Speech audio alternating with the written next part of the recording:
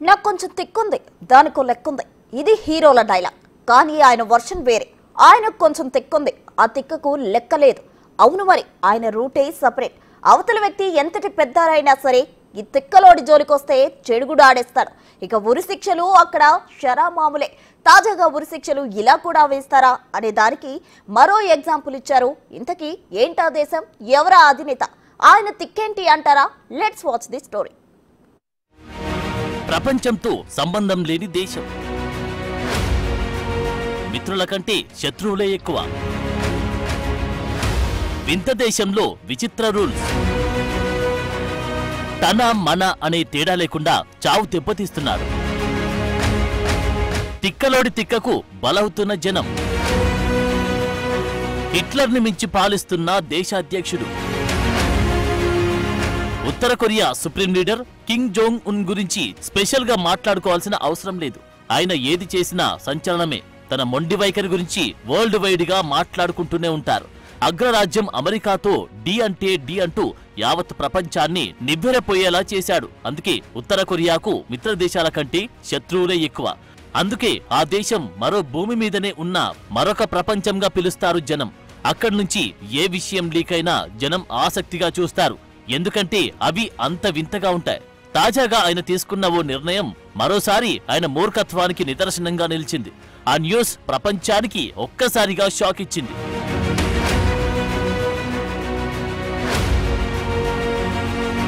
ప్రస్తుతం నియంత ఎవరంటే వెంటనే ఉత్తర కొరియా అధ్యక్షుడు కిమ్ జోంగ్ ఉన్ గుర్తొస్తాడు. అలాంటి హిట్లర్ పాలనకు ఏమాత్రం తగ్గని విధంగా రకరకాల రూల్స్, శిక్షలతో దేశాన్ని పాలిస్తున్నాడు. అయితే ప్రస్తుతం చాలా దేశాల్లో నేరాలకు ఉరిశిక్ష విధించడం కంటే జీవిత ఖైదు శిక్షను అమలు చేస్తున్నారు. చాలా తీవ్రమైన నేరం అనుకుంటేనే మరణశిక్ష విధించబడుతుంది. అదే సమయంలో చాలా దేశాల్లో మరణశిక్షను రద్దు చేశారు కూడా. అయితే తాజాగా ఉత్తర కొరియా దేశంలో తమ దేశ అధికారులకు మరణశిక్షను విధిస్తున్నట్లు ప్రకటించింది. ప్రపంచానికి ఒక్కసారిగా షాక్ ఇచ్చింది.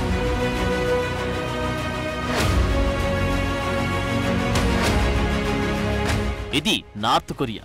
ఈ దేశం పేరు వినగానే అందరికీ ఒక్కసారిగా వణుకు పుడుతుంది. అక్కడ రూల్స్ అలాంటివి మరి. ఎందుకంటే అది మన భూమి మీదనే ఉన్న మరొక ప్రపంచం. అక్కడి ప్రజలకు కూడా ఈ ప్రపంచంతో ఎటువంటి సంబంధాలు ఉండవు. అంతర్జాతీయ వార్తలపై కూడా అవగాహన ఉండదు. కేవలం వారికి అక్కడి అధ్యక్షుడు కిమ్ జోంగ్ ఉన్, అతడి కుటుంబ సభ్యుల గురించి మాత్రమే తెలుసు. వాళ్లే వారికి దేవుళ్ళు. మరి అలాంటి రాజు రాజ్యాన్ని ఎలా పాలించాలి? ప్రజలను బిడ్డలా చూసుకోవాలి. కానీ కిమ్ అలా కాదు. తప్పు చేస్తే ఉరి తీస్తాడు. అది సామాన్యులైనా, ఫ్యామిలీ మెంబర్స్ అయినా, ఇంకెవరైనా.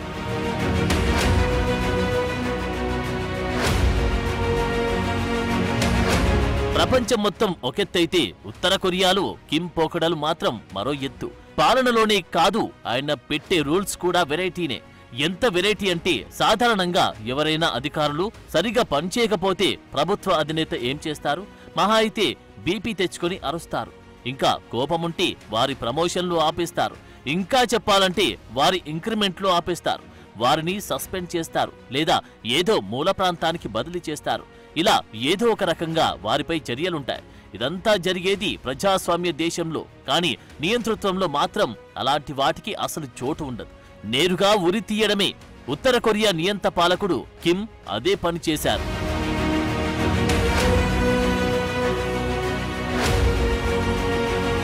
నార్త్ కొరియాలో ఇటీవల భారీ వరదలు వచ్చాయి. ఆ వరదలు ఇలాంటి వరదలు కాదు, అసాధారణ రీతిలో వచ్చాయి. కొండ చర్యలు విరిగిపడ్డాయి. ఈ ఘటనలో సుమారు 4000 మందికి పైగా మరణించారు. 15,000 మంది నిరాశ్రయులయ్యారు. ఊర్లకు ఊర్లు నీట మునిగాయి. మొత్తంగా వరదల వల్ల ప్రాణ నష్టాన్ని నివారించడంలో అక్కడి ప్రభుత్వ అధికారులు విఫలమయ్యారు.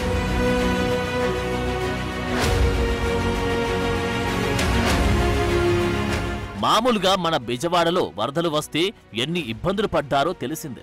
ప్రజలను కాపాడుకునేందుకు, వారిని ఆదుకునేందుకు ప్రతి ఒక్కరూ మానవ దృక్పథంతో స్పందించారు. చూస్తూనే ఉన్నాం. అయితే బెజవాడలో వచ్చిన వరదల కంటే 30 రెట్లు ఎక్కువ స్థాయి వరదలు ఉత్తర కొరియాకు వచ్చి పలు పట్టణాలను, గ్రామాలను ముంచేశాయి. ఆ వరదల్లో చాలా మంది చనిపోయారు.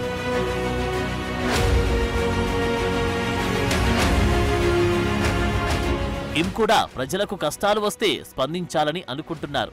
అందుకే వరద బాధిత ప్రాంతాల్లో పడవ వేసుకుని మరీ పర్యటించారు. మరికొన్ని ప్రాంతాల్లో బురద నీటిలో నడుచుకుంటూ వెళ్లారు. వారి సాధక బాధలు చూసి మనోవేదనకు గురయ్యారు. కిమ్ కూడా చాలా బాధపడ్డారు.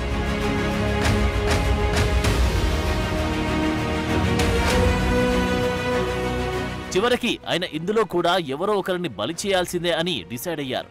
వరదల్ని ఆపలేకపోయారని ప్రజలు కింపై నిందలు వేయలేదు. కానీ కిమ్ ఏకంగా 30 మందికి పైగా అధికారులను వరదలకు కారణంగా తేల్చారు. మామూలుగా అయితే వారిని ఉద్యోగాల నుంచి తీసేయడమో లేదా వారి ఇంక్రిమెంట్లు ఆపడం పనిష్మెంట్ గా చేస్తుంటాం. కానీ కిమ్ అలా చేయలేదు. వారిని ఉరితీయాలని నిర్ణయించుకున్నారు. ప్రజలకు చెప్పకపోయినా నష్టం ఏమీ లేదు. ఎందుకంటే అక్కడ కిమ్కి వ్యతిరేకంగా ఎవరు నోరు ఎత్తినా అదే గతి పడుతుంది.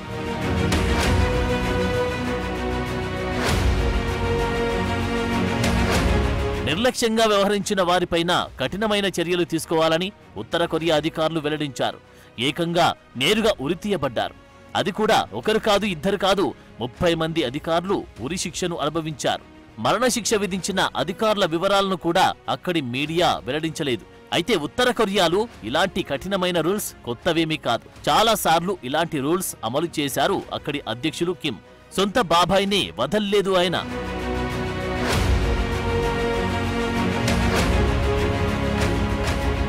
నిజానికి కోవిడ్ సంక్షోభం తలెత్తినప్పటి నుంచి ఉత్తర కొరియాలో అధికారులను ఉరితీస్తున్నారన్న వార్తలు వినిపిస్తున్నాయి. సరిగా పనిచేయకపోతే నేరుగా ఉరిశిక్ష విధిస్తున్నారు. కోవిడ్ రాకముందు ఏటా 10 మందిని ఉరితీసేవాళ్ళు. ఆ తర్వాత ఈ సంఖ్య ఏకంగా 100 దాటిందని కొరియా టైమ్స్ వెల్లడించింది. వింత వింత ఆంక్షలు, నిబంధనలతో ఎప్పుడూ కిమ్ వార్తల్లో ఉంటారు. పోనీ టైల్స్ వేసుకున్నా, పొట్టిబట్టలు ధరించినా జైలు శిక్ష తప్పదంటూ హెచ్చరికలు జారీ చేశారు. ప్రభుత్వానికి వ్యతిరేకంగా ఏ పని చేసినా జైలు కూడు తప్పదు. ఈ శిక్షలపైనే తరచూ సౌత్ కొరియా మండిపడుతూ ఉంటుంది. అనాగరికమని విమర్శిస్తోంది. కిమ్ మాత్రం ఈ విమర్శలని పట్టించుకోకుండా దూసుకుపోతున్నారు.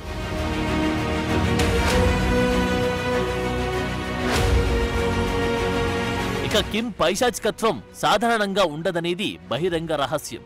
తనకు ఎదురొచ్చిన వారు ఎవరైనా సరే చంపడమే ఫిలాసఫీగా పెట్టుకున్న వ్యక్తి. ఇందుకు మంచి ఉదాహరణ తన తండ్రి మరణించిన తర్వాత ఉత్తర కొరియా బాధ్యతలు చేపట్టాలని కిమ్ బాబా జాంగ్ సంగ్ తైక్ భావించారు.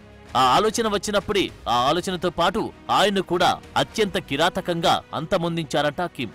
ఆ సమయంలో జాంగ్ సాంగ్ తైక్ వర్గం కిమ్ పై తీవ్ర వ్యాఖ్యలు చేసింది. అధికారం కోసం ఎంతవరకైనా దిగజారే వ్యక్తి కిమ్ అంటూ ఆగ్రహం వ్యక్తం చేశారు. అంతేకాదు కుక్క కంటే నీచంగా ప్రవర్తిస్తాడు అని వారు మండిపడ్డారు. ఇది ఇలా ఉంటే కొద్ది రోజులకు వారి కుటుంబాన్ని కూడా కిమ్ అంతమొందించారనే వార్తలు వచ్చాయి.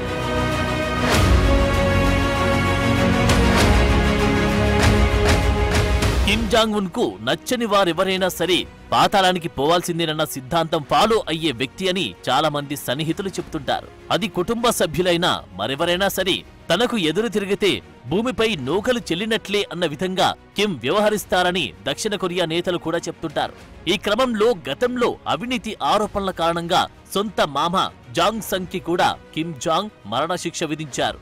కుక్కల బోనులోకి పంపించి అతన్ని హత్య చేయించారు.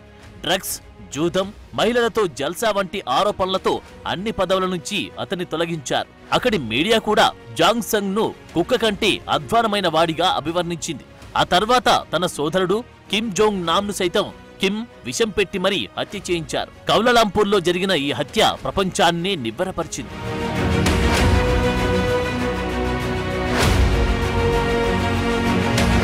ఇలా ఒక్కటేమిటి, చివరికి ప్రత్యర్థి దేశం ప్రోగ్రామ్స్ చూసిన కిమ్ కి కోపమే.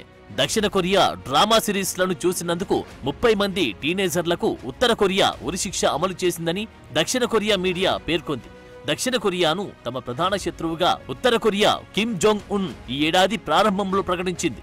దక్షిణ కొరియా టీవీ కార్యక్రమాలు సహా అన్ని వినోద ప్రసారాలను ఉత్తర కొరియా నిషేధించింది. పెన్ డ్రైవ్ల ద్వారా ఆ కార్యక్రమాలు ఉత్తర కొరియాలోకి వస్తుంటాయి. అయితే నిషేధించిన ఆ కార్యక్రమాలను చూసినందుకే 30 మంది టీనేజర్లను ఉత్తర కొరియా ఉరి తీసిందని దక్షిణ కొరియా మీడియా పేర్కొంది.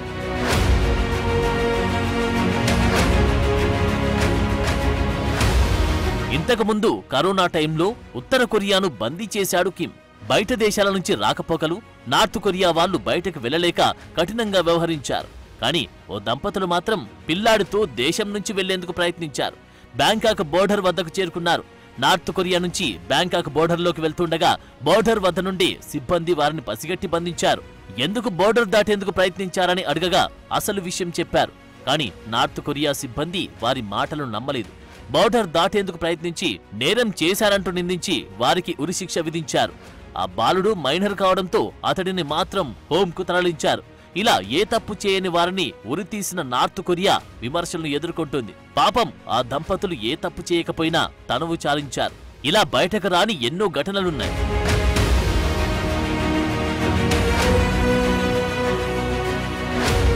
దీనిపై ఆ దేశంలోనే కాదు ఇతర దేశస్థులు, పలు అంతర్జాతీయ సంస్థలు కిమ్ చర్యలను తీవ్రంగా ఖండిస్తున్నాయి ముక్తకంఠంతో. అయినా కిమ్ మాత్రం తాను చేసిన పనిని సమర్థించుకుంటున్నారు.